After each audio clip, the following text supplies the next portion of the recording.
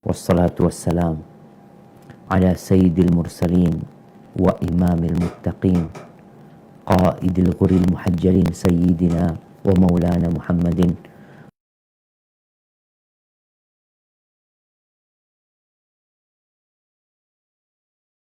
al-7 Dzulhijjah 1442 Hijriah.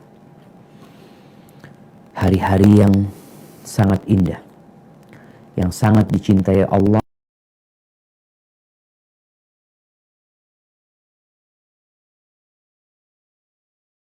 menyikapi 10 awal Dzulhijjah ini biasa-biasa aja. Padahal sepanjang tahun, di antara hari-hari yang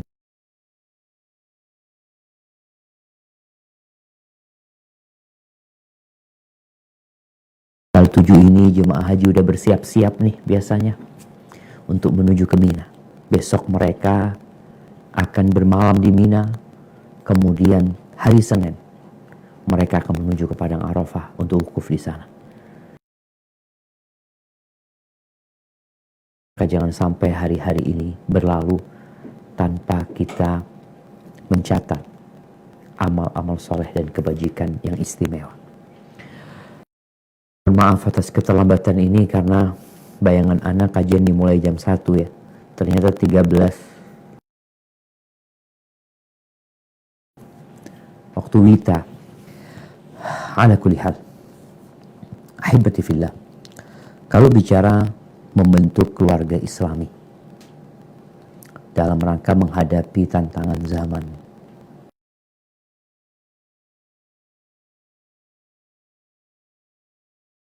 seluruh penjuru negeri kita. Kenapa? Karena Indonesia ini hanya kumpulan rumah tangga. Ketika rumah tangga itu kokoh,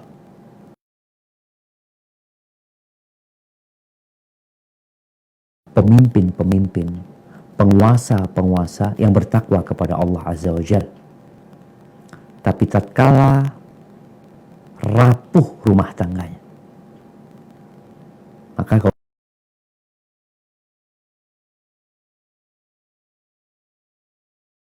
adanya begal, adanya anak-anak yang tawuran, adanya anak-anak yang balapan liar, adanya geng-geng motor, hampir sering Anda membaca mereka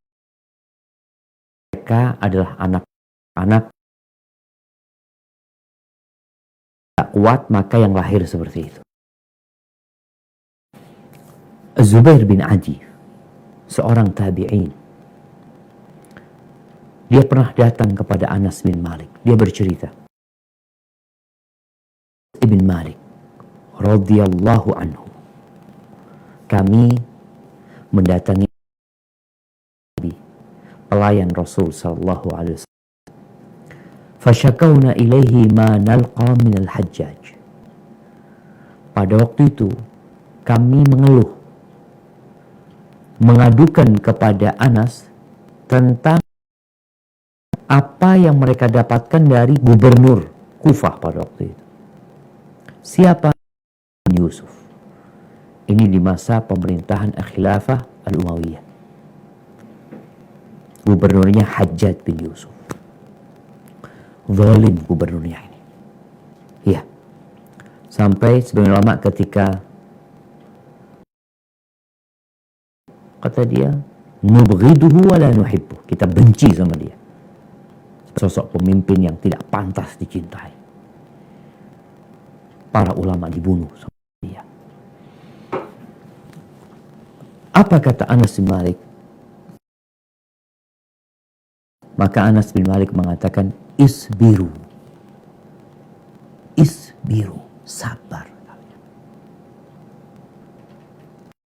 Innahu la ya'ti alaikum zamanun illa walladhi ba'dahu hatta talqaw rabbakum. Karena sesungguhnya tidak akan datang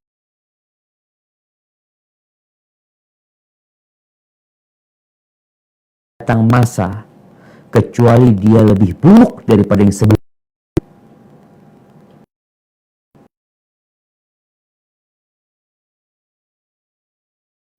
Jadi tidak ada masa yang datang kecuali lebih buruk.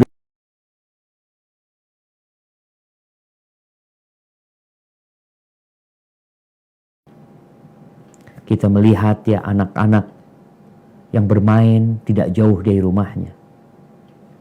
Anak-anak yang melakukan permainan yang membuat mereka lelah, kemudian mereka bisa istirahat. Di masa Ana masih ingat bagaimana pagi hari berangkat sekolah, sore hari berangkat ngaji, habis maghrib pulang ngaji masih sempat main benteng-bentengan dulu gitu jamaah. Capek, lelah, tidur. Bahkan kadang-kadang kasih tugas sama sekolah itu untuk meringkas dunia dalam berita. Dan itu berat sekali. Kenapa? Kita udah tidur. Kita udah gak punya kekuatan lagi habis isya itu untuk bangun. Udah lelah kita. Belum ada handphone. Yang ada hanya telepon rumah. Orang sehat-sehat. Kenapa? Kalau ada telepon dipanggil, fulan ada telepon. Teleponnya belum bisa dibawa. Jadi dia harus jalan kaki, dengerin teleponnya. Subhanallah. Tontonan di televisi, kita hanya punya TV waktu itu TVRI. TVRI. Dan jumlah artis yang ada di Indonesia terbatas. Artis mungkin hanya artis yang ada di bioskop dulu ya. Belum ada selegram, belum ada macam-macam jemaah. Tapi sekarang tantangan kita begitu beratnya. Pernah melihat seorang bangun rumah, lalu ada satu yang bangun, yang di sebelahnya bongkar rumah itu. Dengan palu, dengan linggis dia bongkarin. Ini orang yang bangun rumah ngeliatin. Ini orang anak bangun bagian sini, setelah selesai dia bongkar. Dia hancurin. Kapan bangunan itu akan selesai? Mata yablughul bunyan yawman tamamahu. Idza kunta tabni wa ghairuka yahdu. Ungkapan di Arab mengatakan kapan bangunan itu akan selesai? Kalau engkau bangun, yang lainnya ngancurin. Bagaimana kalau yang menghancurkan bangunan kita ini 100 orang, 1000 orang, maka bangunan tidak akan pernah selesai. Dan kadang-kala yang bangun ini pun capek ikut menghancurkan apa yang dia bangun. Ahibati fillah. Tapi seorang muslim tetap berharap kepada Allah. Berbaik sangka sama Allah Azza wa Jalla. La yukallifullah nafsan illa wus'aha. Allah tidak memberatkan atau membebani hambanya kecuali dengan sesuatu yang dia mampu untuk mengembannya. Berarti kita semua mampu untuk mengembannya. Kita semua dengan pertolongan Allah mampu untuk menghadapi masa depan. Dengan izin Allah, dengan segala kekuatan yang Allah berikan kepada kita. Insya Allah, masa-masa ini harus kita lewatin dengan perjuangan, gak lama. Karena kita akan berjumpa dengan Allah Azza wa Jalla. Kalau seperti itu, apa yang harus dilakukan? Semuanya dimulai dari satu langkah. 1000 kilometer dimulai dengan satu langkah. Bangunan dengan 10 tingkat itu dimulai dengan peletakan batu pertama. Maka batu pertama yang harus kita letakkan, langkah pertama yang harus kita gerakkan adalah niat. Kenapa engkau menikah? Kenapa engkau membuat sebuah rumah tangga? Apakah karena gak enak disebut jomblo?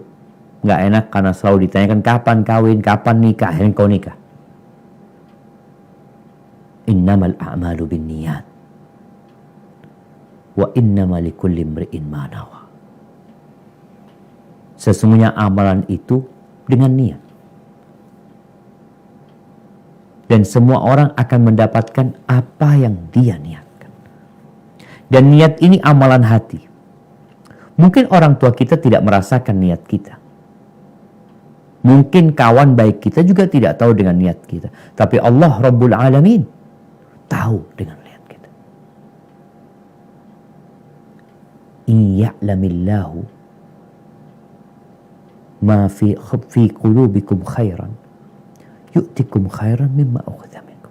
Kalau Allah tahu bahwasanya ada kebaikan di diri kalian, Allah akan kasih yang lebih baik nanti. Allah tuh tahu dengan apa yang kita niatkan. Apakah kita menikah untuk beribadah kepada Allah Azza wa Jalla? Dorongan kita menikah untuk mengabdi kepada Allah. Kenapa? Perjalanan ini panjang, Ustaz. Anak kalau nggak nikah bisa berzina. Anak kalau nggak nikah nggak bisa jaga kehormatan diri. Maka dikatakan orang yang menikah itu menyempurnakan separuh agama. Anak menikah karena ingin menjalankan sunnah Rasul Sallallahu Alaihi Wasallam. Bukankah Nabi Alaihi Wasallam mengatakan, "Man raghiba an sunnati falaysa minni." Barang siapa yang tidak suka dengan sunnahku, maka dia bukan dari golonganku. Ya. Maka kenapa engkau menikah? Untuk beribadah kepada Allah, menegakkan aturan-aturan Sang Pencipta, menjadi khalifah Allah di muka bumi ini yang diciptakan oleh Allah Azza wa Jalla untuk memakmurkan bumi, memperbanyak umatnya Nabi Muhammad sallallahu alaihi wasallam, menegakkan kalimat la ilaha illallah di dalam rumah tangga kita, masyarakat kita, bangsa dan negeri kita. Atau engkau menikah sekedar untuk menyalurkan syahwat belaka, bas, cuma syahwat dong, sehingga aturan-aturan Allah tidak tegak di rumah itu. Sholatnya enggak, anak-anak lahir ya dibiarin, mau jadi apa anak itu yang enggak urusan.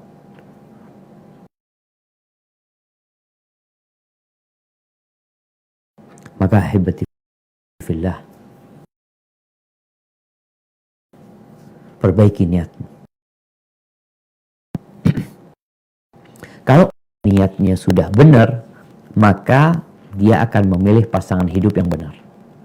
Dia akan bekerja mencari nafkah yang halal, bukan sekedar kerja.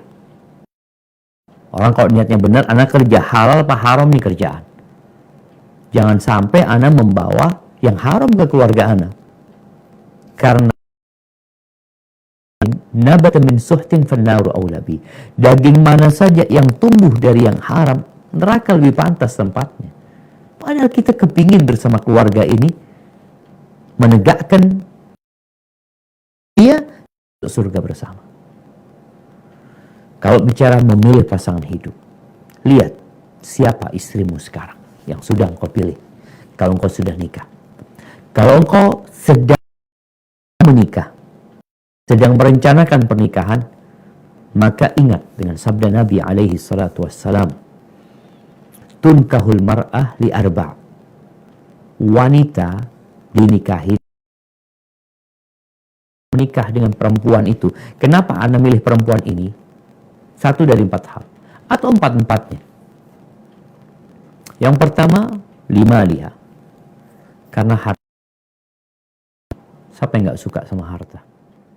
Perempuan ini kaya, berada. Yang kedua, li jamaliha, cantik. Udah fulus, cantik lah. Dan laki-laki rata-rata melihat wanita kecantikannya. Dan laki-laki nih, dengan kekayaannya, dia bisa dapat perempuan yang cantik. Laki-laki dengan pekerjaannya, dia walaupun jelek, dia dapat memilih istri yang cantik. Makanya kadang-kadang kita ngelihat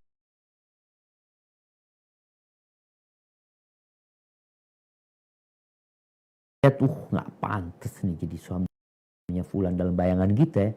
Kenapa? Suaminya kayak gitu, istri.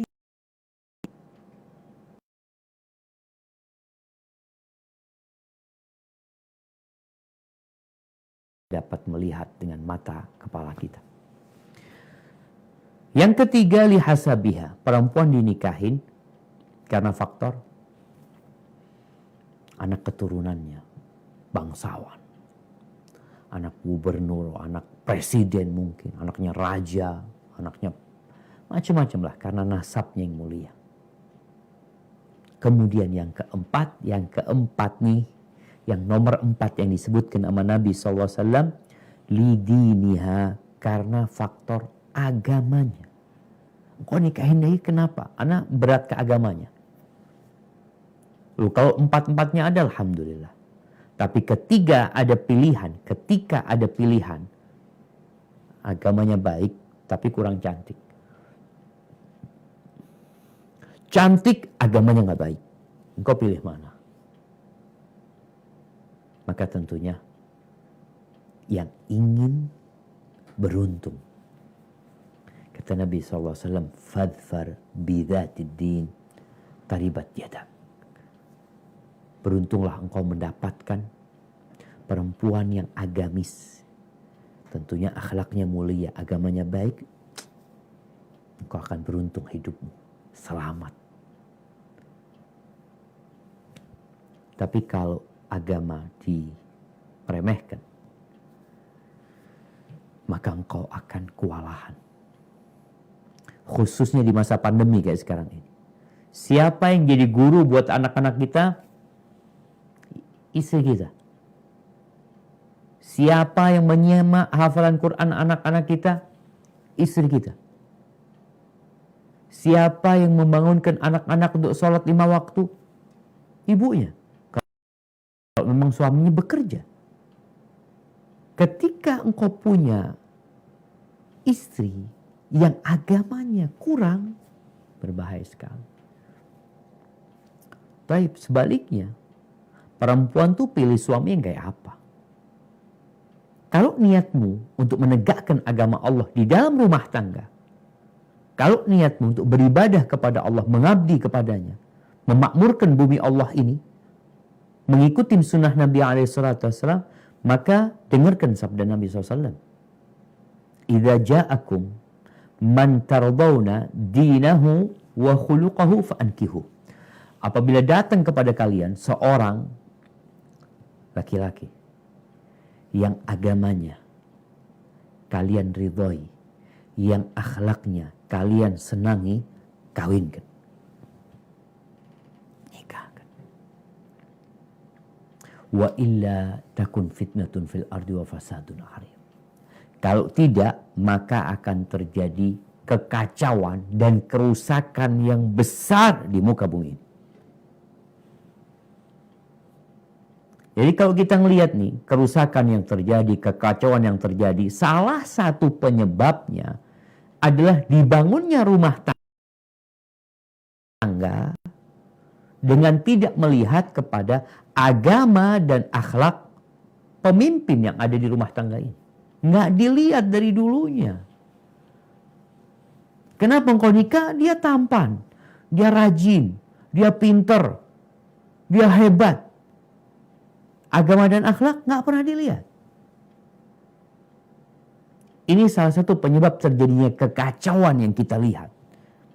Karena Nabi SAW tidak pernah berdusta.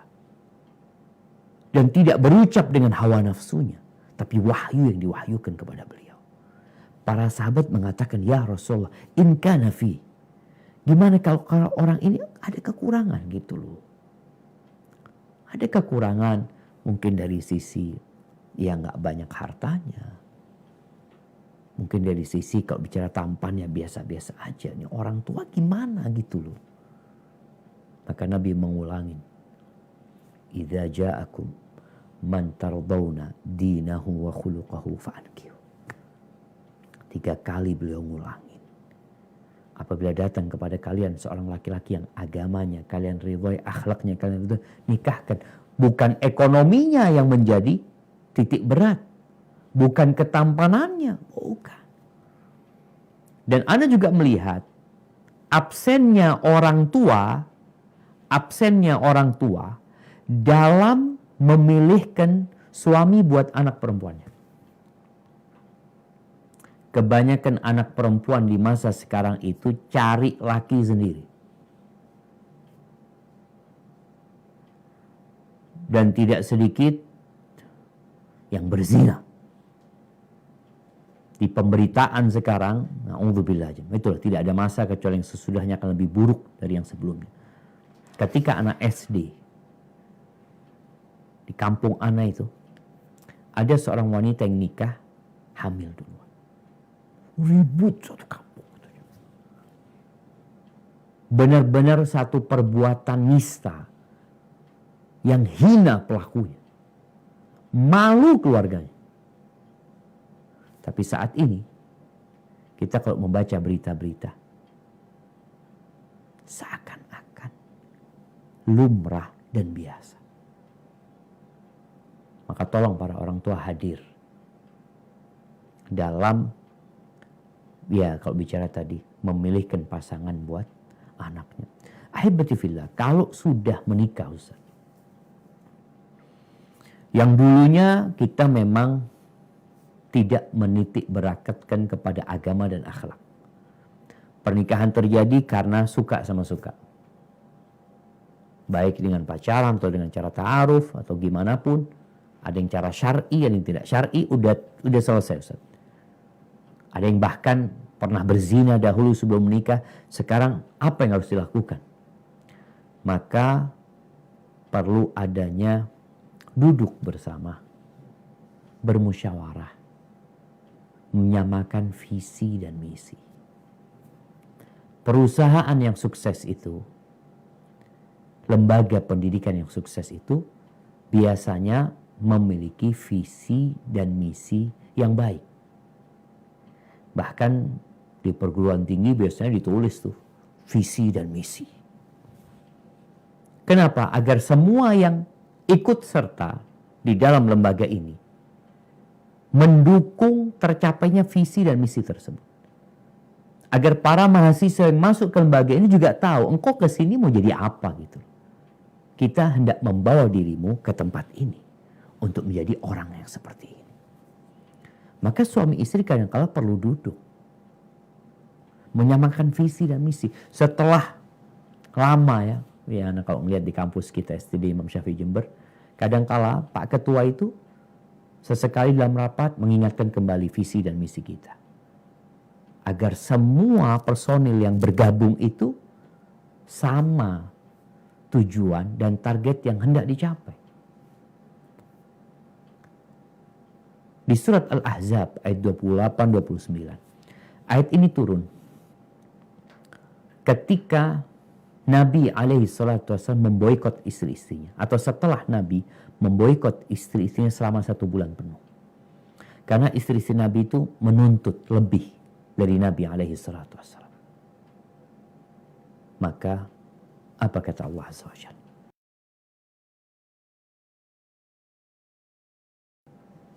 Nah, silahkan dibaca.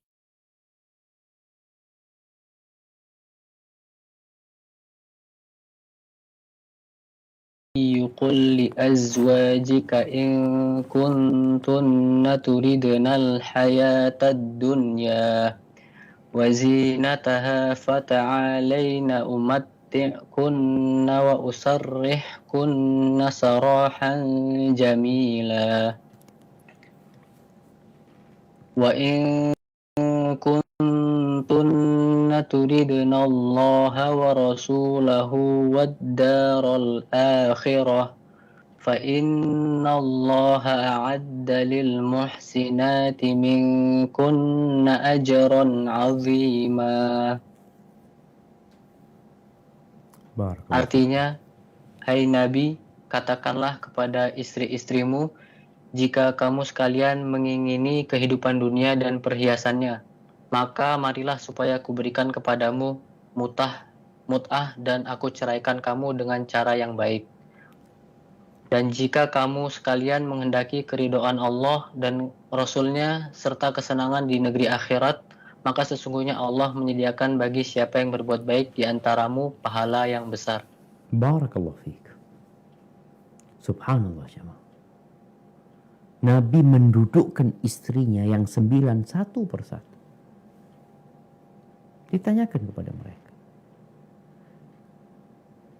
Qul li azwaj, kata Allah, katakan kepada istri-istrimu. Kita pun para suami perlu mengatakan kepada istri-istri kita. Kalau yang kalian inginkan adalah kemewahan dunia, kesenangan dunia, perhiasan dunia, maka kata Nabi SAW atas perintah Allah, fata'alaina, kemari kalian. Aku kasih mut'ah, umatti'kunna. Kasih pesangon, kasih uang, kasih harta. Setelah itu, selamat tinggal. Kita berpisah baik-baik. Terus gimana? Kita nggak bisa melanjutkan perjalanan. Karena apa? Karena beda visi dan misi kita.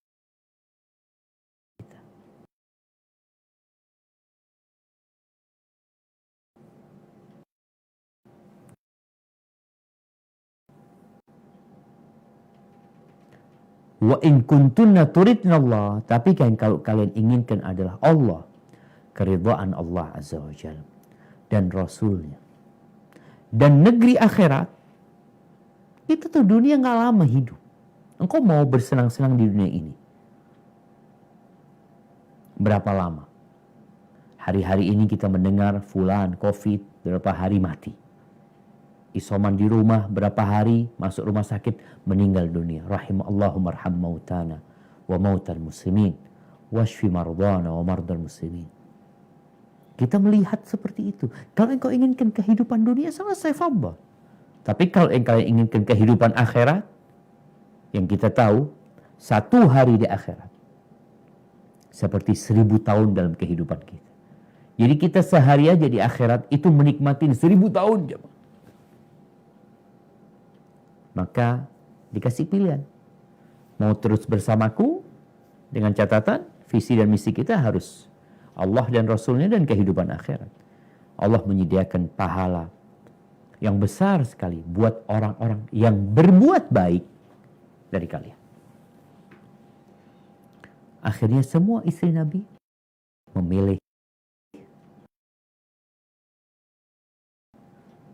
untuk bersama Nabi. Mereka tidak menginginkan dunia.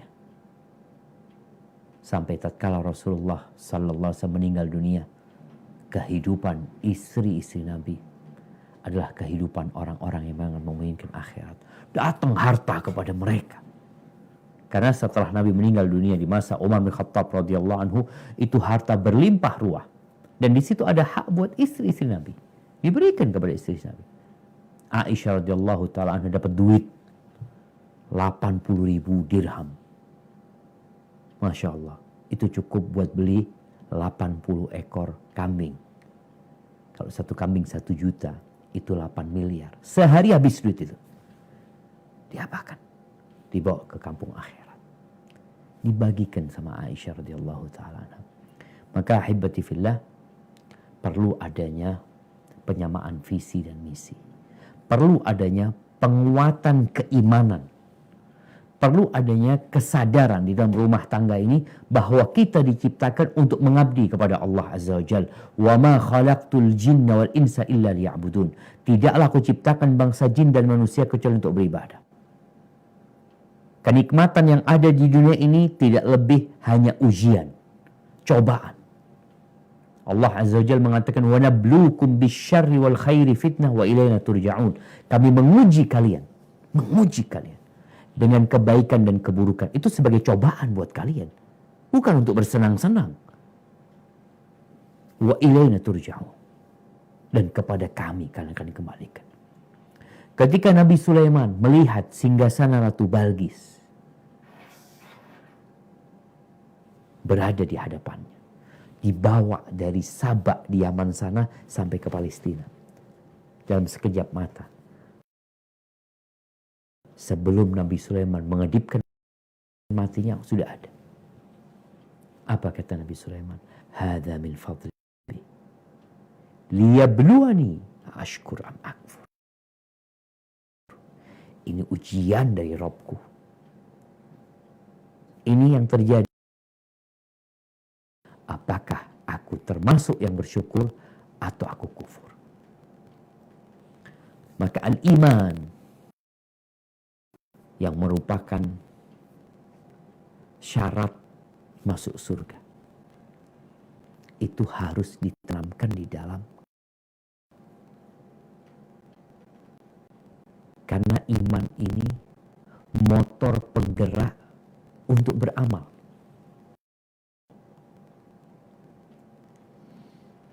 Beriman kepada Allah dan hari akhir seringkali disebutkan di dalam Al-Quran Karim. Nabi alaihi salatu wassalam untuk memotivasi orang beramal. Allah mengatakan in kuntum tu'minu bil yaumil akhir. Kalau kalian beriman kepada Allah dan hari akhir. Kalau beriman. Kalau nggak beriman, dia orang namanya orang nggak beriman. Dia nggak akan tahu hak orang lain. Dia tidak tahu dengan kewajiban dirinya. Nabi SAW mengatakan wallahi la yu'min, wallahi la yu'min, wallahi la yu'min. Demi Allah tuh orang nggak beriman. Tuh orang nggak beriman. Tuh orang nggak beriman. Para sahabat kaget ketika mendengarkan ucapan Nabi SAW. Mereka, man ya Rasulullah, siapa yang nggak beriman? Alladzi la ya'manu jaruhu bawaqahu. Tidak merasa aman dari gangguannya.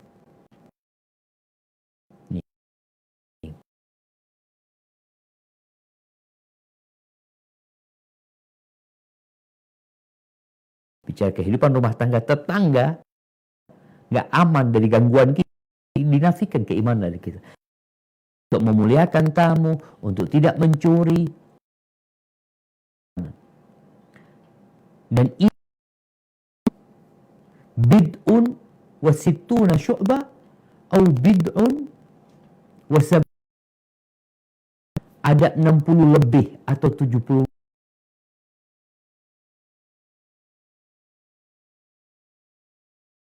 Paling tinggi adalah ucapan la ilaha illallah. Wa adnaha imatatul adha 'anit thariq. Yang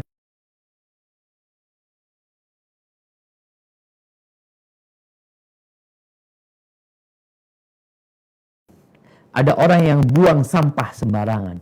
Ada orang yang melihat kayu melintang, dia biarkan di jalanan. Padahal membahayakan orang lain.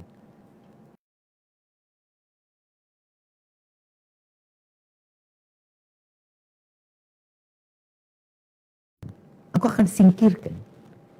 Gimana dengan orang yang buang sampah di sungai, yang mengganggu orang banyak, yang ketika terjadi hujan deras, menyebabkan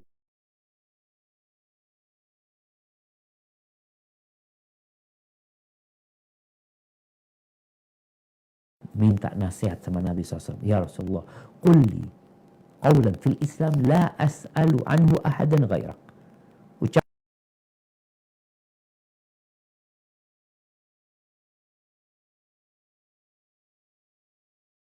Katakan, qul amantu billah thumma istaqim. Katakan aku beriman kepada Allah kemudian istiqamah.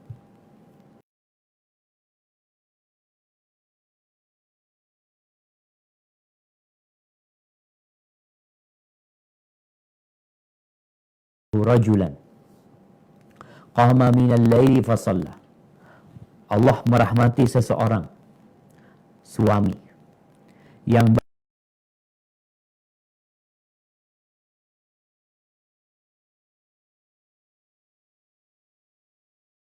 fa'in abad, kalau istri nggak mau bangun untuk sholat, nadhaha fi wajhihal ma, sang suami memercikan air.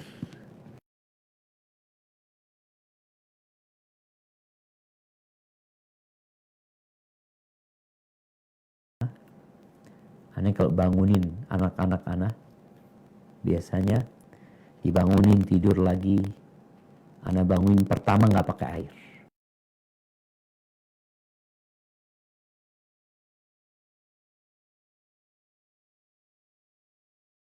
Seorang yang sholat di malam hari bangun, kemudian dia sholat di malam hari.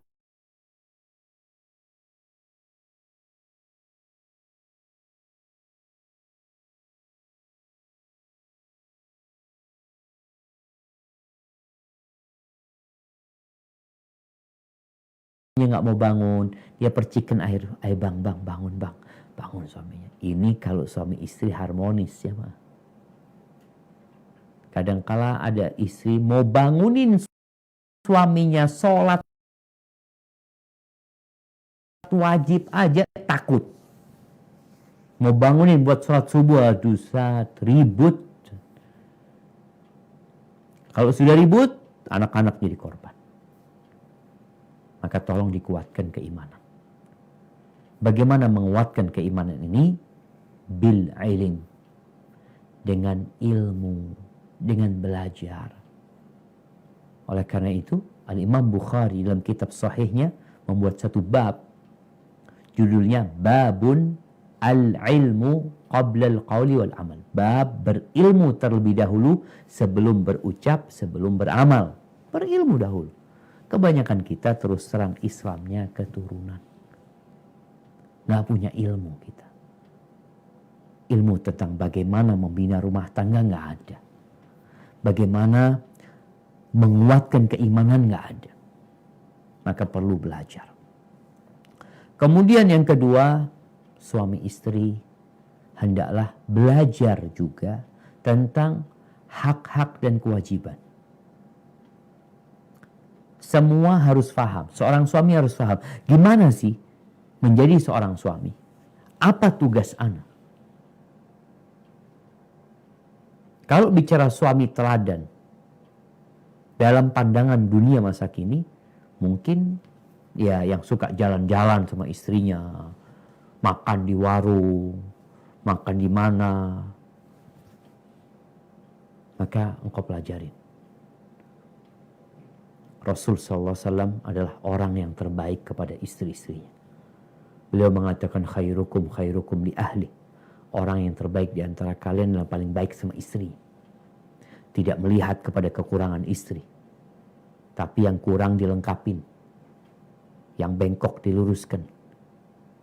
Yang salah diperbaikin. Melihat kepada kelebihan istrinya. Allah juga mengatakan wa'ashiruhunna bil ma'ruf. Pergaulilah istri-istri kalian dengan cara yang patut, dengan cara yang baik, yang ma'ruf. Fa in karihtumuhunna.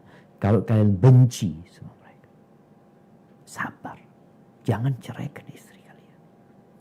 Sabar. Wa asa an takrahu syai'an wa yaj'alallahu fihi khairan katsira.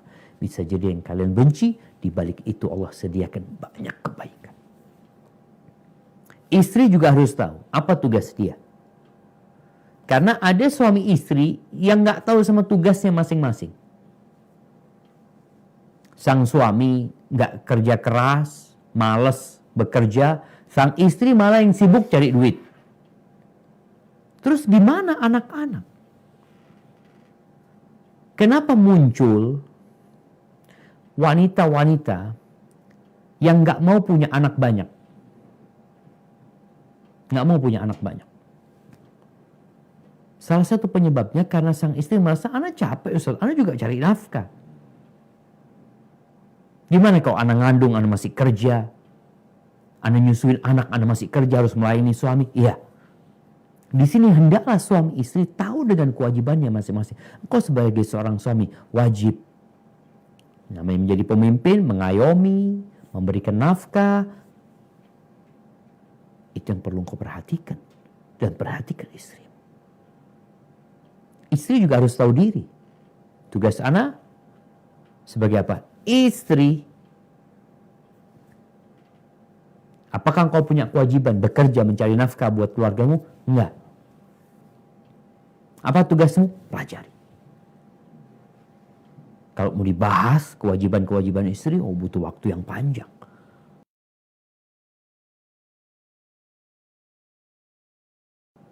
Orang mau ngelamar kerja aja kuliah 4 tahun. Ngelamar anaknya orang mana menjadi la suami wala seorang istri. Maka tolong pelajarin setelah engkau ketahui apa tugasmu, jalankan.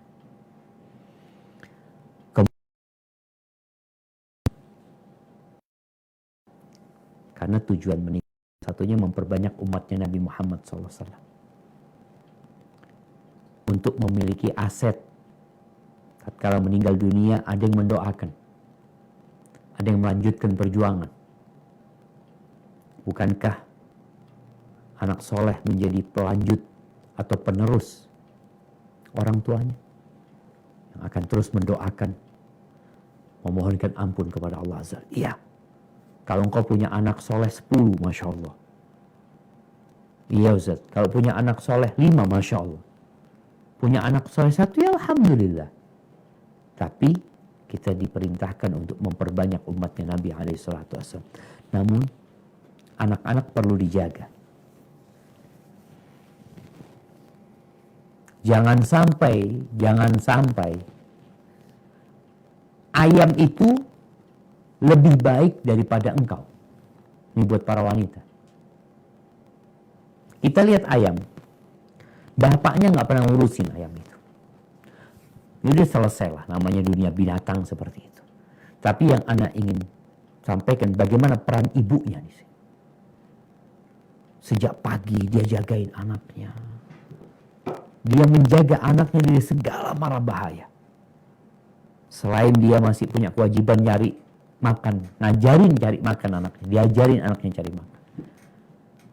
Ketika datang ular, sang ibu siap untuk menjadi santapan itu ular. Walaupun dia akan tewas, yang penting anak-anaknya selamat. Subhanallah. Ketika ada burung elang, ya dulu Anda sering lihat burung elang muter-muter ya, itu ayam Masya Allah berusaha untuk melindungi anaknya. Benar-benar dia tidak main-main untuk anak-anak. Maka kalau bicara tugas orang tua sekarang, karena bapak ibu bukan ayam, kalau ayam jantan selesai nggak ngurusin, walaupun kadang-kadang masih melihat ayam jantan itu kalau masih baik dia, masih juga kalau kumpul dia mencari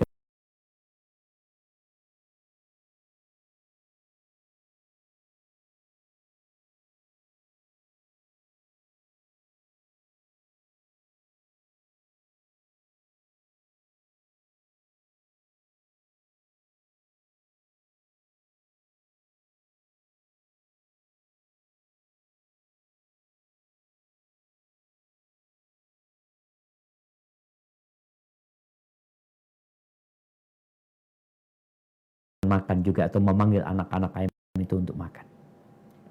Engkau manusia.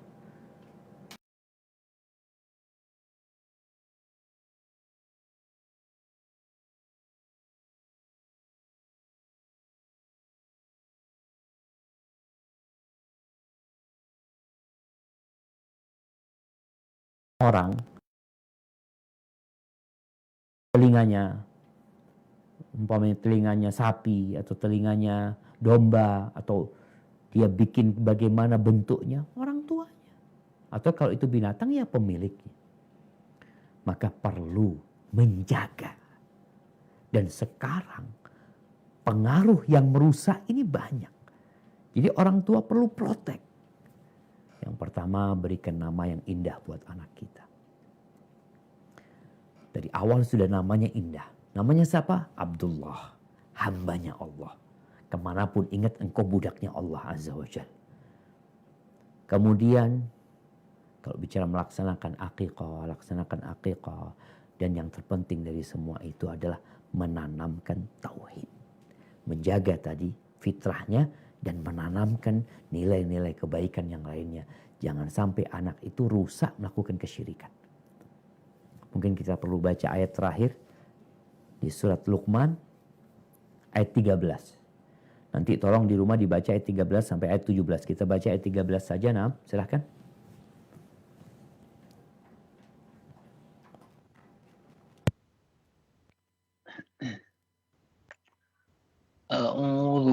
بالله من الشيطان الرجيم وإذ قال لقمان لابنه وهو يعظه يا بني لا تشرك بالله إن الشرك لظلم عظيم. Artinya, dan ingatlah ketika Luqman berkata kepada anaknya pada waktu ia memberi pelajaran kepadanya, "Hai anakku, janganlah kamu mempersekutukan Allah. Sesungguhnya mempersekutukan Allah adalah benar-benar kezaliman yang besar." Subhanallah jemaah. Kita lihat nih anak di atas fitrah. Kalau sudah rusak fitrahnya, bagaimana Nabi SAW mengatakan kepada orang-orang musyrikin, "Qulu la ilallah," katakan la ilaha illallah. Katakan la ilaha, karena mereka sudah menyekutukan Allah Azza wa Jalla. Ini anak karena di atas fitrah, maka ayahnya mengatakan la tusyrik billah. Jangan menyekutukan Allah. Kau sekarang di atas tauhid. Engkau tahu yang menciptakan engkau adalah Allah. Yang menciptakan alam semesta ini adalah Allah. Yang memberikan rezeki adalah Allah. Dan ini yang perlu ditanamkan oleh orang tua kepada anak. Jaga tuh anak dari kesyirikan. Berapa banyak tontonan-tontonan, film-film, game yang dibuat, yang anak itu jadi lupa sama Allah Azza wa Jalla. Dia seakan-akan yang menjadi pencipta kalau bicara game ya. Sosok game, dia bikin ini, dia bikin ini, dia bikin ini, macam-macam dia.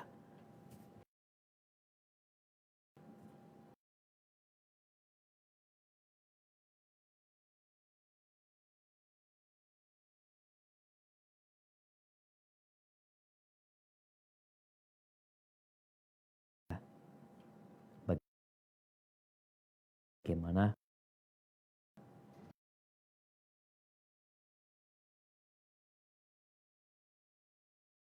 keimanan anaknya, fitrah Musa. Kemudian ajarkan.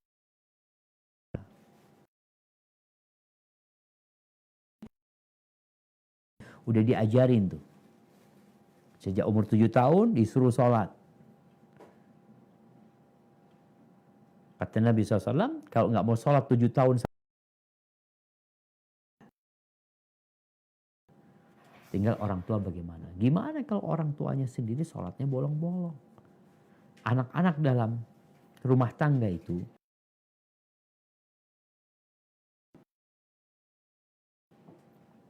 kalau sang bapak sibuk dengan HP-nya, lalu teriak-teriak jangan main HP, bapaknya sendiri main HP. Ibunya juga seperti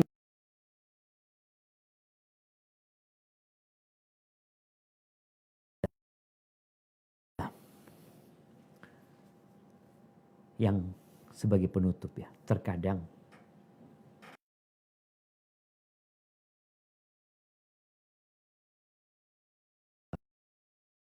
bapaknya nggak sholat. Ibunya kadang-kala keluar malam.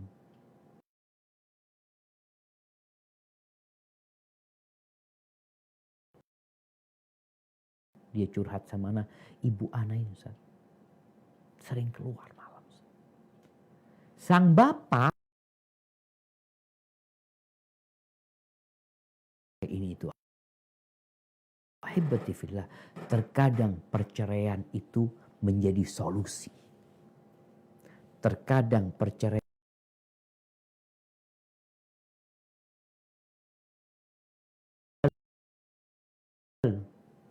mengatakan wa min ayatihi an, nggak ada sakinah, nggak ada kecondongan,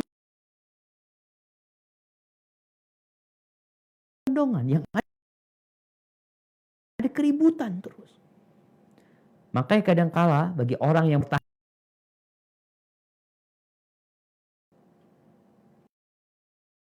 hukum-hukum Allah sudah tidak ditegakkan di rumah itu, maka dia akan dalam kehidupannya.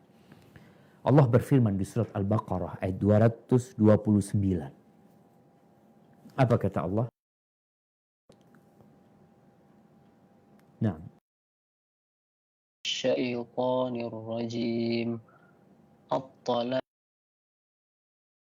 imsakum بمعروف أو تسريح بإحسان ولا يحل لكم أن تأخذوا مما آتيتموهن شيئا إلا أن يخافا ألا يقيما حدود الله فإن خفتم ألا يقيما حدود الله فلا جناح عليهما فيما افتدت به تلك حدود الله فلا تلك تعتدوها حدود الله. ومن يتعد حدود الله فأولئك هم الظالمون. Artinya, talak yang dapat dirujuk 2 kali, setelah itu boleh rujuk lagi dengan cara yang ma'ruf atau menceraikan dengan cara yang baik. Tidak halal bagi kamu mengambil kembali sesuatu dari yang telah kamu berikan kepada mereka, kecuali kalau keduanya khawatir tidak akan dapat menjalankan hukum-hukum Allah. Jika kamu khawatir bahwa keduanya, suami istri, tidak dapat menjalankan hukum-hukum Allah, maka tidak ada dosa atas keduanya tentang bayaran yang diberikan oleh istri untuk menebus dirinya. Itulah hukum-hukum Allah, maka janganlah kamu melanggarnya. Barang siapa yang melanggar hukum-hukum Allah, mereka itulah orang-orang yang zalim. Barakallahu fiik. Jadi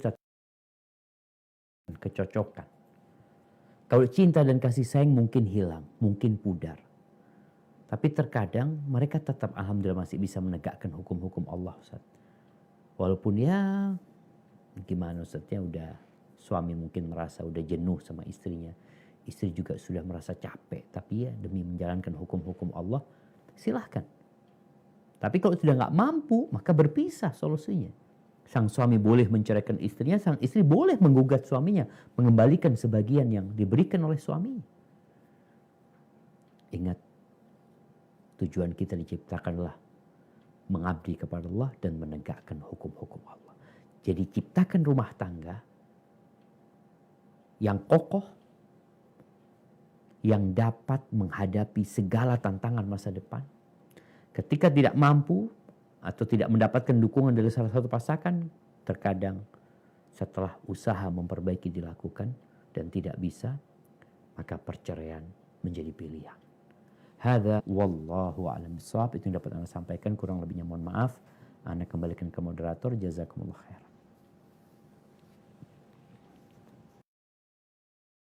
Baik, terima kasih Ustadz atas penyampaiannya tadi. Banyak sekali ya faedah-faedah ilmu yang bisa kita dapatkan tadi. Beberapa yang saya catat, bahwa kita harus memperbaiki niat kita dalam menikah dan berumah tangga untuk menjalankan ibadah. Kemudian untuk mendapatkan rumah tangga yang islami, kita harus menyamakan visi dan misi pernikahan. Itu butuh kerjasama antara suami dan istri untuk bisa mengutamakan akhir dalam kehidupan berumah tangga.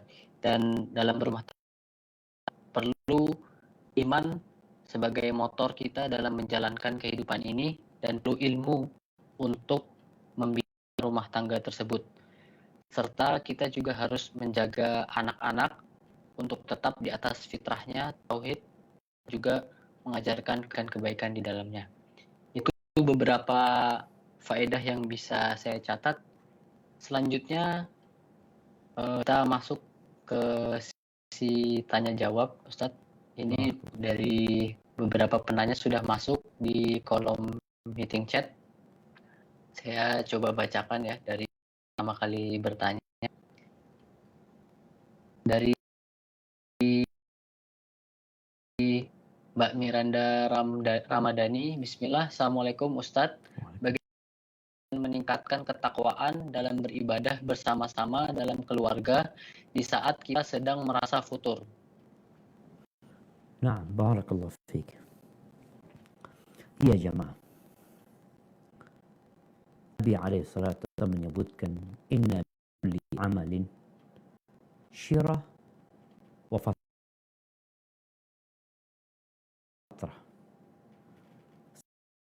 Semua amalan itu ada masa-masa bergairahnya. Ada masa-masa loyonya. Maka di sini tugas kita adalah mengkondisikan. Jangan berlebihan. Karena ada orang yang semangat kelewatan batas. Yang mubah dianggap sunnah. Yang sunnah dianggap wajib. Terkadang orang seperti ini nggak lama. Nanti bisa jadi dia futur, kemudian meninggalkan agamanya. Bagaimana memupuk tadi kalau semangat itu supaya ya gitu. Ya, kalaupun terjadi futur ya, tidak kelewatan sampai melanggar yang terlarang gitu ya. Atau wajib. Maka yang perlu pertama adalah doa. Doa. Rasulullah Sallallahu Alaihi Wasallam seringkali membaca doa Thabbit qalbi ala dini. Thabbit qalbi ala dini. Para sahabat Nabi SAW. Atakhafu alaina ya Rasulullah. Apakah engkau takut sama kita? Khawatir sama kita?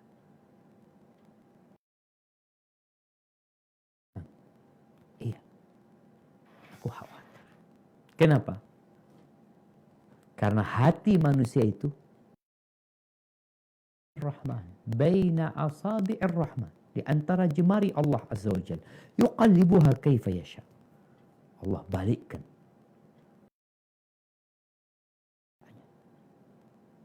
Maka kita perlu minta sama Allah.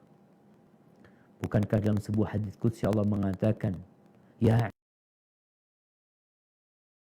kullukum dhalun illa man hadaitu. Semuanya tersesat kecuali yang aku kasih petunjuk.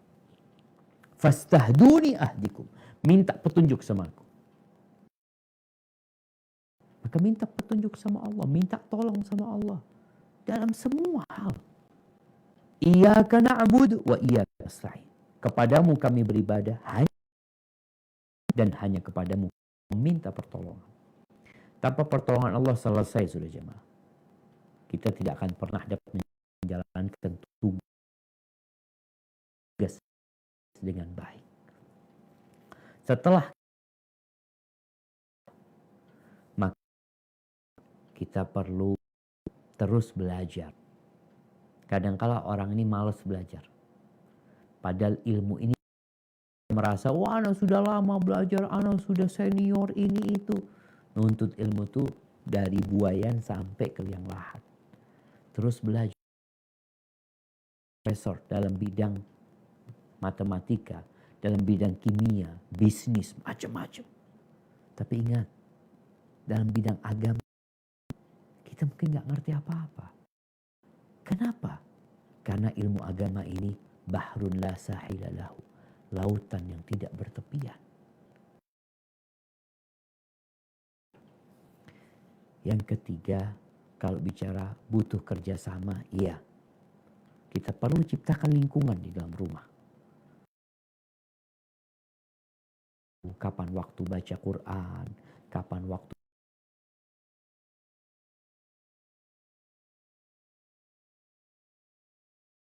ke kantor ya, anak-anak kan di rumah. Tolong anak-anak bicara handphone ada waktunya. Mamanya setelah belajar, kasih waktu setengah jam, setelah itu diambil handphonenya. Disimpan. Nanti habis asar, berikan kembali. Karena anak-anak ini ketika dia dibiarin, ya kita yang membiarkan mereka. Ketika pegang handphone, anak sampaikan tolong duduk di sebelah ibunya. Jangan kemana-mana. Karena kalau kemana-mana kita nggak tahu apa yang akan dilihat. Tapi paling tidak kita bisa mengontrol mereka bermain, mereka nonton sesuatu yang bermanfaat dan berguna buat mereka. Kemudian setelah itu kita perlu membaca bagaimana orang-orang soleh istiqomah menjaga keimanannya. Karena itu biasanya akan menguatkan keimanan kita. Kita jadi lebih bersemangat lagi. Allah, Masya Allah mereka. Ya kalau ana dengarkan ceramah ana, kalau dengarkan ceramah na'udzubillah min kalimati ana, kadangkala ceramah ya tentang bagaimana para salafus soleh beribadah, kita jadi minder, ya Allah ya, mereka kayak gitu ibadahnya. Kita jadi semangat lagi. Hadza wallahu a'lam bissawab. Nah.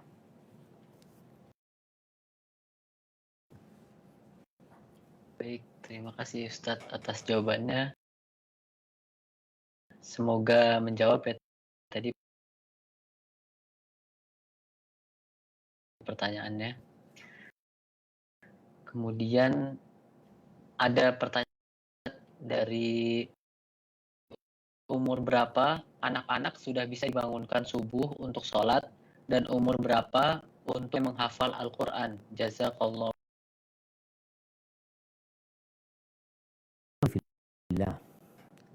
Kalau berkaitan dengan sholat ya, Rasul SAW mengatakan muru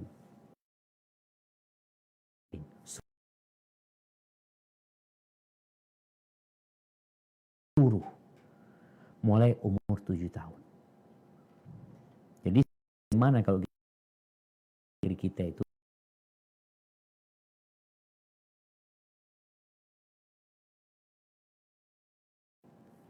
pemerintah kita membuat aturan 9 tahun belajar itu dari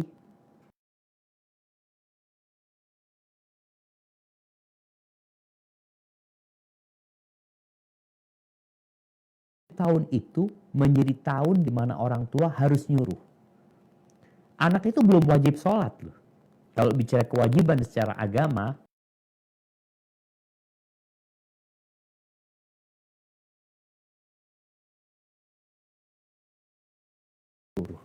dalam rangka membiasakan. Jadi umur 7 tahun itu sudah bisa dibangunkan anaknya ya untuk sholat subuh.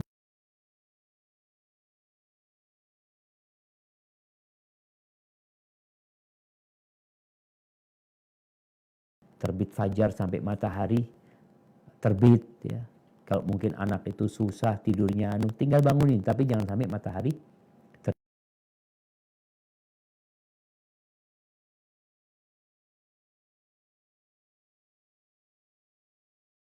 pukul mereka ketika 10 tahun nggak mau sholat. Dilihat juga apakah memukul itu berguna.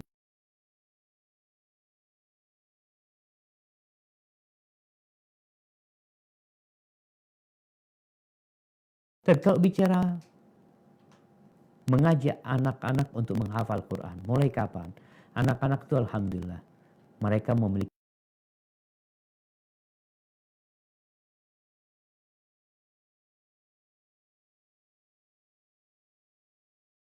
tiga atau 2 tahun diperdengarkan kepada mereka Al-Quran.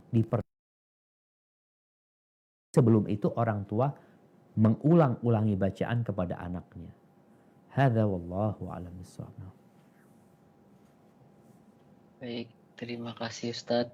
Jadi tadi bisa untuk anak-anak bisa mulai dibangunkan pada umur 7 tahun ya. Dan juga saat menghafal bisa mulai diperdengarkan dari awal meskipun anak-anak belum bisa melafazkannya. Kemudian ini ada pertanyaan lagi Ustadz dari Pak Ari Jatmiko. Izin bertanya Ustadz, semoga Allah merahmati antum sekeluarga. Bagaimana kiat menyemangati anak dengan tipikal mohon maaf cengeng, padahal dididiknya tidak begitu dimanjakan dan dibiasakan hidup sederhana. Seperti itu Ustaz. Nah, ya hibati fillah. Setiap orang ini lahir membawa karakter. Jadi lahir membawa karakter. Ada yang karakternya baik, ada yang karakternya kurang baik. Ketika Al-Ashaj ibn Abdul Qais datang menjadi salah satu delegasi bangsa Arab SAW, Nabi mengatakan kepada dia, inna fika khallatain atau khaslatain. Engkau memiliki 2 karakter, 2 sifat yang al-hilm wal ana. Hilm itu tabah dan gak tergesa-gesa orangnya. Dia bertanya, ya Rasulullah, akhulu balani Allah alaihima. Itu tuh, dua sifat itu, apakah akhlak karakter yang aku usahakan dengan Allah ciptakanku di atasnya. Nah, kondisi tadi, ada anak-anak yang memang cengeng. Ada anak-anak yang pemalu. Ada anak-anak yang lahir memang bakhil, pelit, kikir dia. Tapi ternyata itu bisa dirubah. Bagaimana merubahnya? Yang pertama adalah dengan berdoa lagi. Minta sama Allah Azza wa Jalla. Bukankah Allah yang menciptakan dia di atas itu? Nah, kita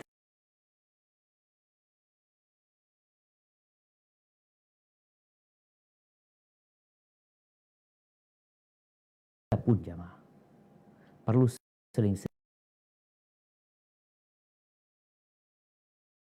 membaca doa yang dibaca Nabi sallallahu alaihi wasallam. Beliau berdoa,